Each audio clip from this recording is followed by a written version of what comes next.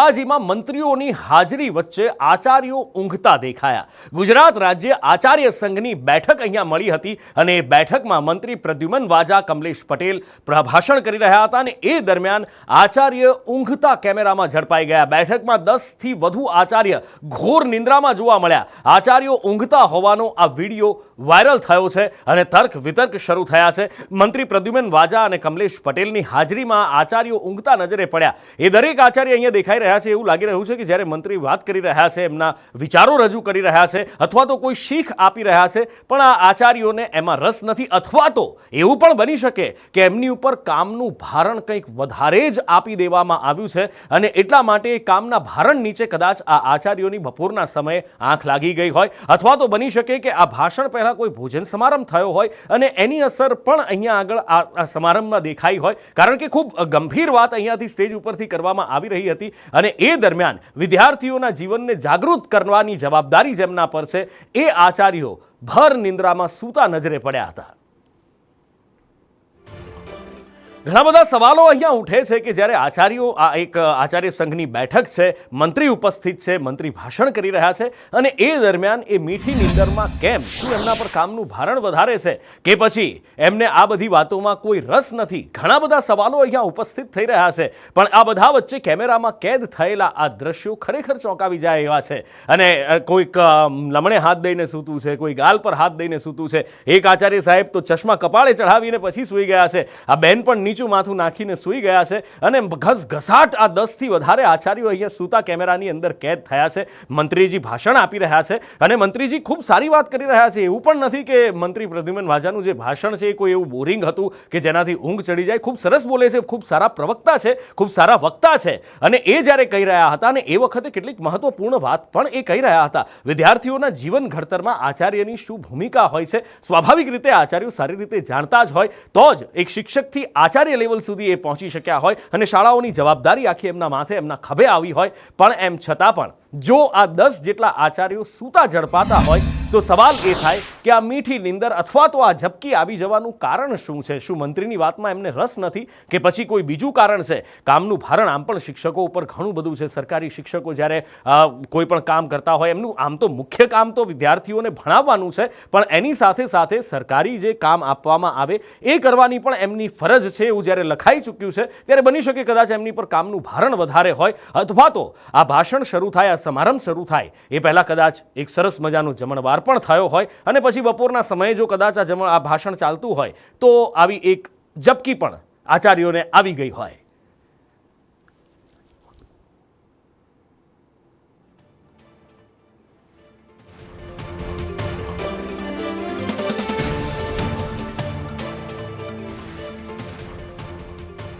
વધુ માહિતી સાથે સહયોગી સંવાદદાતા ધવલ જોશી ફોનલાઈન પર જોડાયા છે। ધવલ, મંત્રીજી ખૂબ ગંભીર વાત કરી રહ્યા છે સ્ટેજ ઉપરથી, આચાર્યો ઊંઘી રહ્યા છે। આ કાર્યક્રમ ક્યારે યોજાયો હતો? બપોરે હતો, સાંજે હતો? અને આ ઝપકી આવવાનું કારણ શું છે? શું કોઈ જમણવારની અસર છે કે પછી કામનું ભારણ છે કે પછી આ આચાર્યોને મંત્રી જે વાત કહી રહ્યા છે એમાં કોઈ રસ નથી?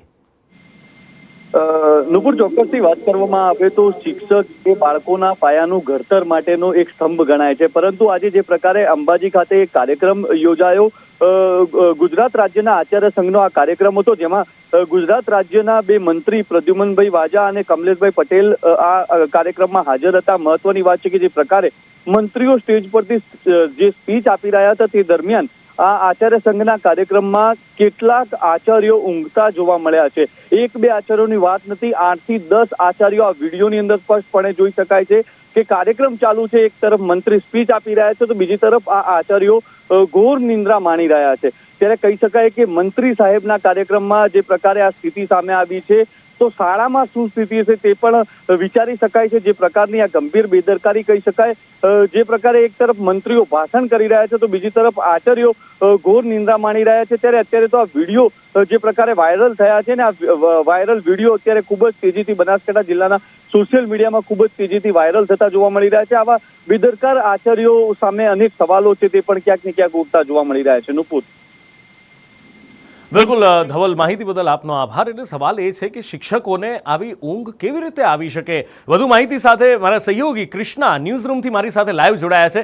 કૃષ્ણા, મંત્રી વાત કરી રહ્યા છે, ખૂબ ગંભીર વાત સ્ટેજ ઉપરથી થઈ રહી છે અને જેમના પર સમાજ ઘડતરની જવાબદારી છે, કૃષ્ણા, જેમના ઉપર વિદ્યાર્થીઓના ઘડતરની જવાબદારી છે, એ આચાર્યો અહીંયા સૂતા જોવા મળી રહ્યા છે. તો આમાં દેશનું ભાવિ ઉજળું કેવી રીતે થાય, એ સવાલ અહીંયા મનમાં સ્વાભાવિક રીતે ઉઠે.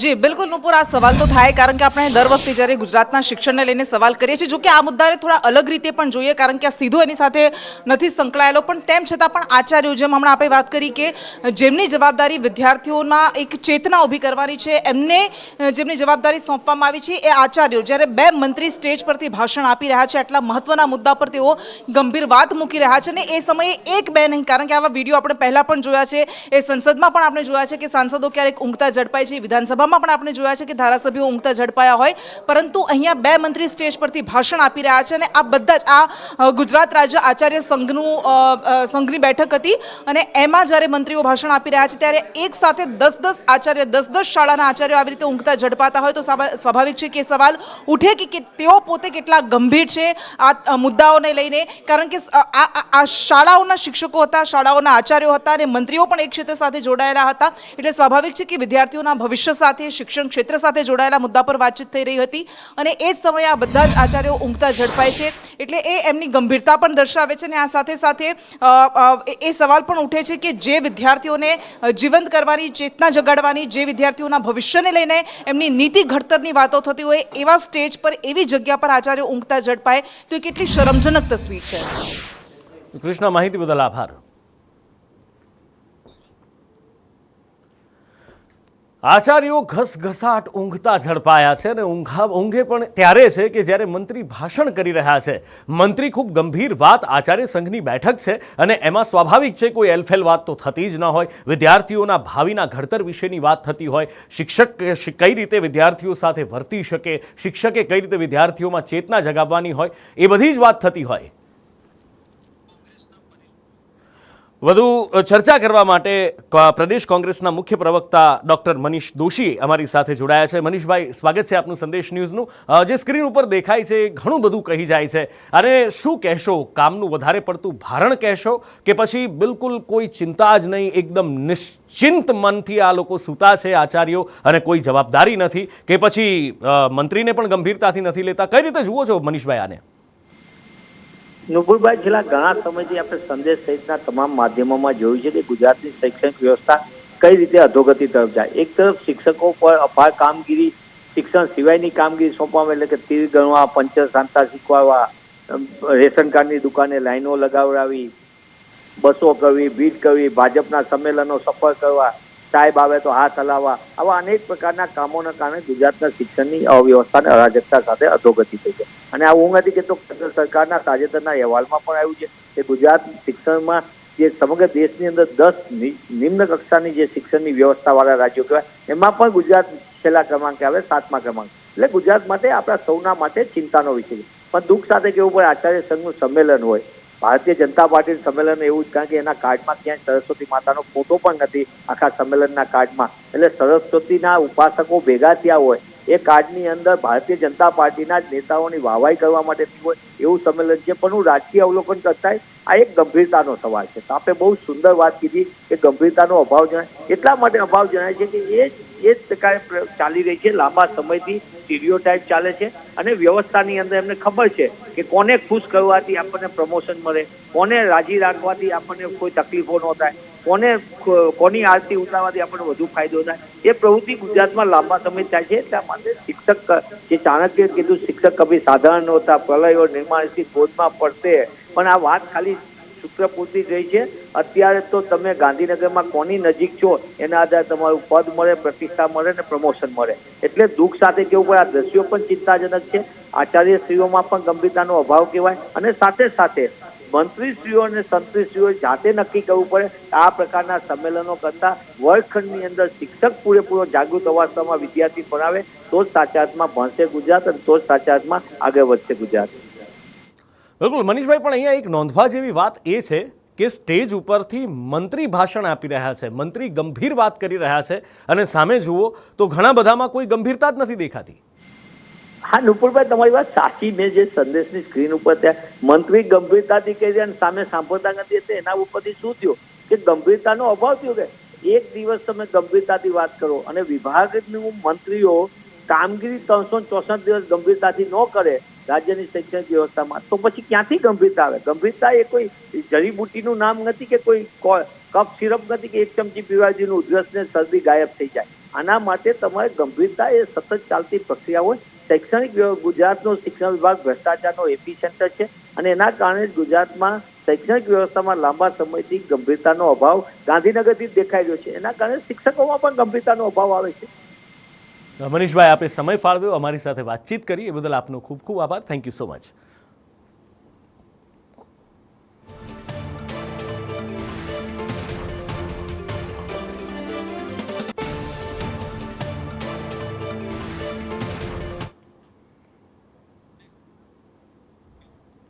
આગળ સસ્તા અનાજના દુકાનધારકોની વાત કરવી છે. ફરી એકવાર હડતાલની ચીમકી સસ્તા અનાજના દુકાનધારકો દ્વારા ઉચ્ચારવામાં આવી છે. કમિશન વધારવાની એમની માંગ જૂની છે અને એની સાથે અલગ અલગ મુદ્દાઓ જે ગઈ વખતે સરકાર સાથે મંત્રણા થઈ હતી, સરકારે હૈયાધારણા આપી હતી અને પછી હડતાલ સમેટાઈ હતી, એને મંજૂરી ન આપતા એ બાકીના મુદ્દાઓ માટે પણ આંદોલનની ચીમકી ઉચ્ચારવામાં આવી છે. જે સમાધાન ગઈ વખતે થયું હતું થોડા મહિનાઓ પહેલા, એમાં બાકી રહેલા મુદ્દા પર સરકાર સામે સસ્તા અનાજની દુકાનધારક એસોસિએશન દ્વારા નારાજગી વ્યક્ત કરવામાં આવી છે.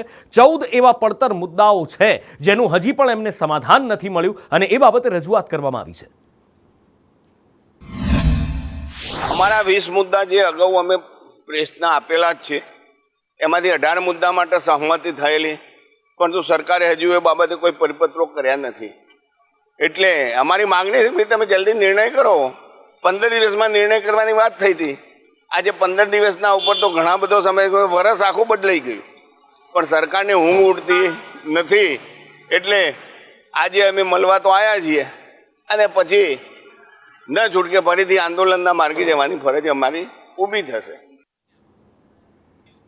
પ્રદૂષણ અને જમીનનું ધોવાણ આ સૌથી મોટી સમસ્યા અને માનવ જીવન પર તોળાતું સૌથી મોટું જોખમ છે.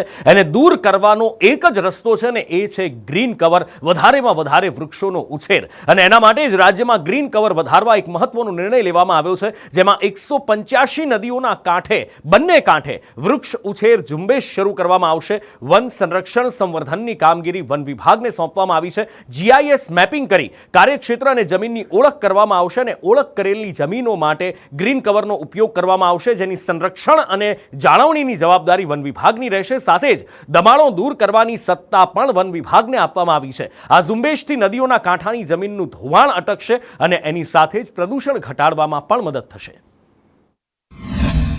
ગુજરાતની 185 નદીઓ છે, એના કાંઠાઓ પરની જમીન છે એ માપણી કરીને વન વિભાગ સંભાળશે અને એ પછી આ તમામ નદીઓના કાંઠાઓ છે એ ગ્રીન કરવામાં આવશે અને એને કારણે આપણા ગુજરાત રાજ્યનું ગ્રીન કવર પણ વધશે.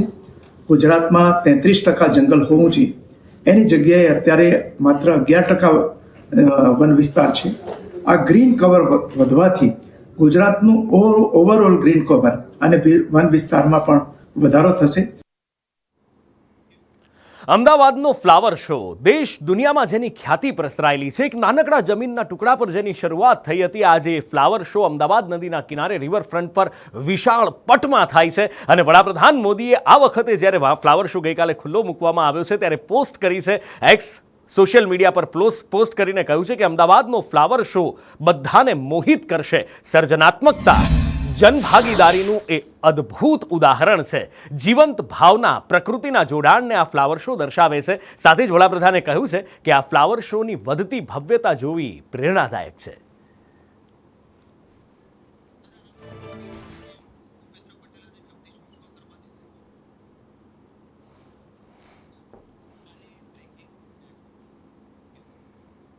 મુખ્યમંત્રી ભૂપેન્દ્ર પટેલ અને પ્રદેશ ભારતીય જનતા પાર્ટીના પ્રમુખ વિશ્વકર્મા જગદીશ વિશ્વકર્મા દિલ્હી પહોંચ્યા છે. કાર્યકારી અધ્યક્ષ નીતિન નબીન સાથે એમણે મુલાકાત કરી છે. નીતિન નબીનને પદ સોંપાયા બાદ પ્રથમવાર મુલાકાત કરવામાં આવી છે. બંને નેતાઓ કેન્દ્રીય મંત્રી JP નડ્ડાને પણ મળ્યા છે. મુખ્યમંત્રી પટેલ અને પ્રદેશ પ્રમુખ વિશ્વકર્મા બંને પહોંચ્યા હતા અને કાર્યકારી અધ્યક્ષ નીતિન નબીન સાથે એમણે મુલાકાત કરી હતી. જો કે એક શુભેચ્છા મુલાકાત છે કે પછી કોઈ રણનૈતિક મુલાકાત છે એ આવનારો સમય બતાવશે.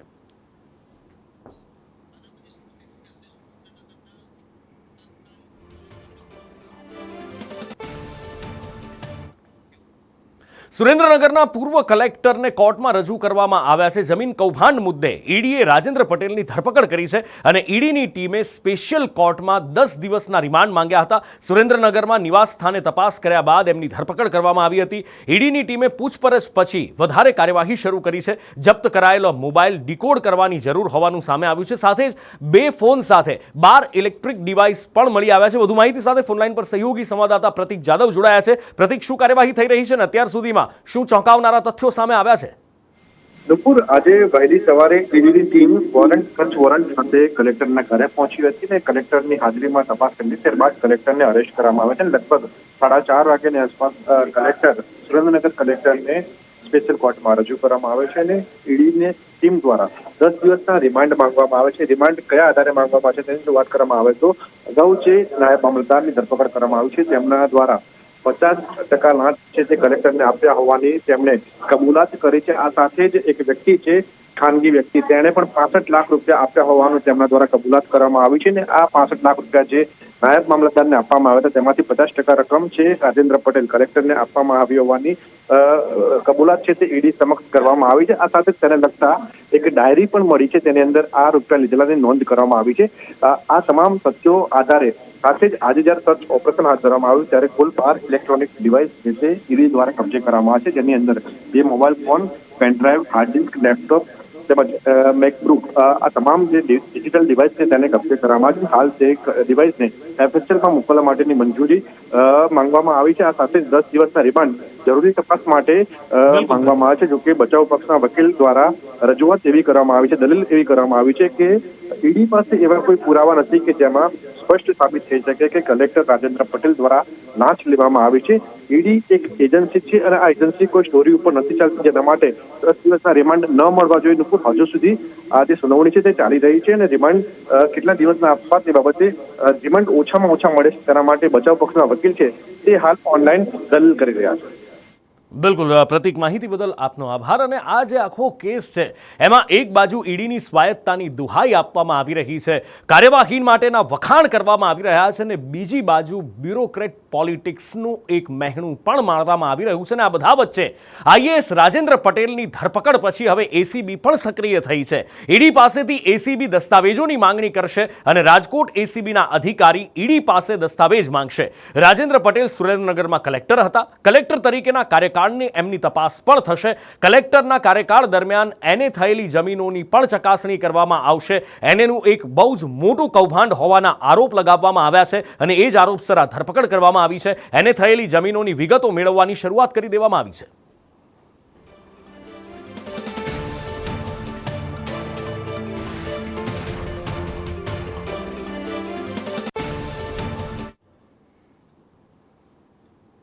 ત્રણ IAS અધિકારીને રાજ્યમાં વધારાનો ચાર્જ સોંપવામાં આવ્યો છે. રાજેન્દ્ર કુમાર GSFCના ઇન્ચાર્જ MD બન્યા છે, તો રાજકુમાર બેનીવાલ શહેરી વિકાસ ઇન્ચાર્જ સચિવ બનાવવામાં આવ્યા છે. LK બચાણીને સિવિલ એવિએશનના ઇન્ચાર્જ બનાવવામાં આવ્યા છે. આ 3 એ અધિકારી છે, IAS અધિકારી, જેમને અત્યારે વધારાનો ચાર્જ સોંપવામાં આવ્યો છે. રાજેન્દ્ર કુમાર GSFCના MD બન્યા છે. રાજકુમાર બેનીવાલ શહેરી વિકાસના ઇન્ચાર્જ સચિવ બન્યા છે અને એમની સાથે KL બચાણી સિવિલ એવિએશનના ઇન્ચાર્જ કમિશનર બન્યા છે.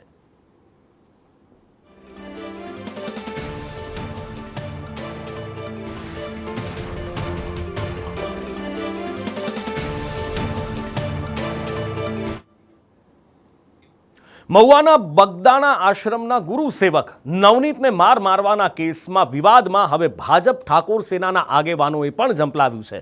ઠાકોર કોળી ભાઈની સોશિયલ મીડિયા પર પોસ્ટ સામે આવી છે, જેમાં બીજા આરોપીઓની જેમ વરઘોડો કાઢવાની માંગ કરવામાં આવી છે. સાથે જ એવું કહેવામાં આવ્યું છે ચેતન ઠાકોર દ્વારા કાયદો દરેક માટે સરખો હોવો જોઈએ, નામ દામ કે ઓળખ જોઈને નહીં. કલાકારોને કાયદો હાથમાં લેવાનો અધિકાર ન હોવાનું પણ એમણે કહ્યું છે.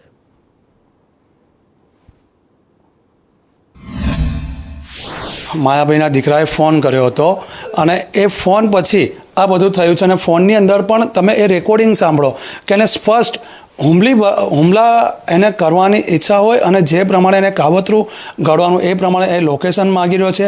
અને જો એને લોકેશન માગ્યું અને એને કોઈ હુમલો નહોતો કરાવવો તો એ કેમ ના મળવા ગયો? કોઈના કહેવાથી અથવા તો કંઈ પણ એવું અમને લાગશે કે આની અંદર દોષિતો બહાર ફરે છે અને નિર્દોષો અંદર હશે અને દોષિતોને સજા નહીં મળે તો એના માટે સમાજ એક આગવી મિટિંગ કરશે અને એની અંદર નિર્ણય લેવાશે કે દોષિતોને પછી સમાજ નક્કી કરશે કે એનો દોષ કઈ રીતે. બગદાણામાં નીતિનને મારવામાં આવ્યા પર રાજકારણ પણ હવે ગરમાયું છે. ભાજપ પ્રદેશ પ્રવક્તા અનિલ પટેલનું નિવેદન સામે આવ્યું છે. એમણે કહ્યું છે કે મુખ્યમંત્રી નાયબ મુખ્યમંત્રીના નેતૃત્વમાં સરકાર કામ કરી રહી છે. ગુનો કરનાર આરોપીને ગુજરાતમાં છોડવામાં નથી આવતા. ફક્ત પ્રોસિક્યુશન સાથે જ સરકાર કામ કરે છે. બગદાણાની ઘટના વિશે મેં જાણ્યું છે અને એમાં જે પ્રકારે ફરિયાદ થઈ છે સામસામે એમાં FIR પણ થઈ છે અને પોલીસ એની તપાસ કરીને કડકમાં કડક કાર્યવાહી કરવાની છે એ હું ચોક્કસ ખાતરી આપું છું. અને તમને કહું કે કાયદોનું શાસન જ્યારે ગુજરાતમાં ચાલી રહ્યું છે માનનીય ભૂપેન્દ્રભાઈ અને માનનીય હર્ષભાઈના નેતૃત્વમાં, ત્યારે કોઈ પણ ગુનેગાર હોય એને છોડવામાં આવતા નથી. સુરતમાં પાટીદાર સમાજની સગીરાનું અપહરણ થયું અને સમાજ આકરા પાણી આવ્યો. તપાસની ઉગ્ર માંગ ઉઠી અને આ કેસની તપાસ ક્રાઇમ બ્રાન્ચને સોંપવામાં આવી છે. ગઈકાલે રાત્રે પાટીદાર સમાજે ઉગ્ર વિરોધ નોંધાવ્યો હતો. મોડી રાત્રે સરથાણા પોલીસ સ્ટેશનનો ઘેરાવ પણ કર્યો હતો અને ફરિયાદના 35 દિવસ પછી પણ કોઈ નક્કર કાર્યવાહી ન કર્યાના આરોપ લગાવાયા હતા. વધુ માહિતી સાથે સહયોગી સંવાદદાતા મનીષ સુરતથી લાઈવ જોડાયા છે. મનીષ, છેલ્લા 35 દિવસથી કોઈ જ કાર્યવાહી ન કરાયા હોવાના આરોપ લગાવવામાં આવે છે, જ્યારે કાયદો એવું કહે છે કે જો કોઈ સગીર વયની દીકરી કે દીકરો ગાયબ થવાની, ગુમ થવાની, ખોવાયાની ફરિયાદ આવે તો પોલીસે તાત્કાલિક ફરિયાદ લઈ કાર્યવાહી કરવી પડે છે. શું આખરે આ કેસની અંદર સત્ય?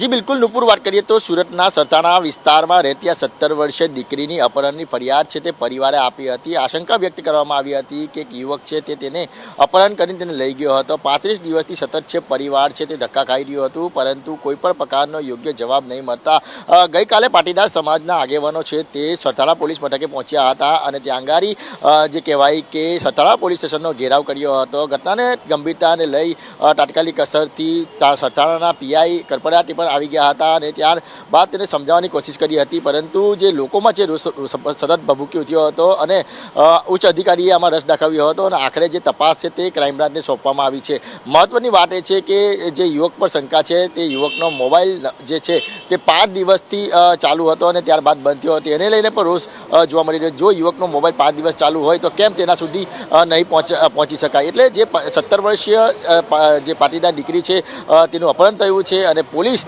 યોગ્ય દિશામાં તપાસ નથી કરી રહી, જેને લઈને લોકોમાં રોષ જોવા મળી રહ્યો હતો અને હવે તપાસ છે તે ક્રાઇમ બ્રાન્ચને આપવામાં આવી છે અને ક્રાઇમ બ્રાન્ચ તરફથી આશ્વાસન પણ આપવામાં આવ્યું છે કે આ દીકરીને જલ્દીથી જલ્દી શોધી આપવામાં આવશે. જી નુપુર. મનીષ, માહિતી બદલ આભાર. આ બાજુ સુરતના વેસુમાં રફતારનો કહેર સામે આવ્યો હતો.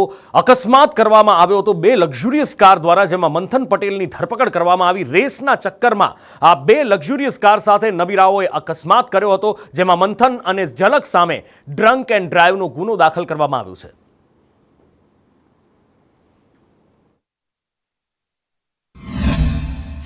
કંપનીની ઇલેક્ટ્રિક કાર જેનો રજિસ્ટ્રેશન નંબર હતો GJ05JT 6667 અને બીજી એક BMW કાર હતી જેનો રજિસ્ટ્રેશન નંબર હતો GJ05JT 1718. આ બંને ગાડીઓ વડે એક્સિડન્ટ થયેલાનું જણાવતા હોય તેમની ફરિયાદ લેવામાં આવેલી છે અને એમાં જે આ રીતેશભાઈ છે એમના વાઇફ છે યશાબેન, એમને મૂંઢમાર વાગેલો છે અને એમના બાળકને ઈજા થઈ નથી. ફરિયાદ દાખલ થઈ ગઈ છે અને ઇન્વેસ્ટિગેશન અમારું ચાલુ છે. દરમિયાન જે આ 6C ઇલેક્ટ્રિક ગાડી હતી એનો ચાલક હતો મંથન ભૂપતભાઈ પટેલનો નશાકારક હાલતમાં મળી આવતા એની રાત્રે 185 કરી અને વિધિવત ધરપકડ કરવામાં આવી છે. અને જે BMW કાર ચલાવતો હતો એ ઝલક હીરાભાઈ આહિર, જે હજુ સુધી પોલીસમાં પકડમાં નથી આવ્યો, એની સાથે જે ગાડીમાં બેઠેલો હતો એ ઋષિ સંજીવ પટેલ, એ અત્યારે અમારી કસ્ટડીમાં. રફતારનો કહેર કેવો હતો એની સાબિતી પ્રત્યક્ષદર્શીનું નિવેદન આપી રહ્યા છે. રીતેશ જૈન જેમની પત્ની સાથે જઈ રહ્યા હતા, એમને પાછળથી આ કારે ટક્કર મારી હતી અને કેવો ભયાનક એ અનુભવ રહ્યો હતો, કેવી ભયાનક આપવીતી છે, એમના જ મોઢે સાંભળો। तो नॉर्मली अपने घर पे जा रहे थे फ्रेंड के वहाँ से, तो रास्ते में हम लोग का एक्सीडेंट हुआ। 2 कार का साथ में एक्सीडेंट हुआ था, पीछे की तरफ से हम लोग आगे जा रहे थे और 2 गाड़ी थोड़ी फास्ट थी। कैसे अचानक आ गया? आप कार में कौन कौन सवार थे और फिर किस तरीके से आप बचे क्या? मैं, मेरी वाइफ और मेरा बच्चा था, हम 3 जने थे साथ में। और वहाँ पे पब्लिक और फायर सेफ्टी वालों ने आकर के तुरंत हम लोगों को बाहर निकाला था गाड़ी से।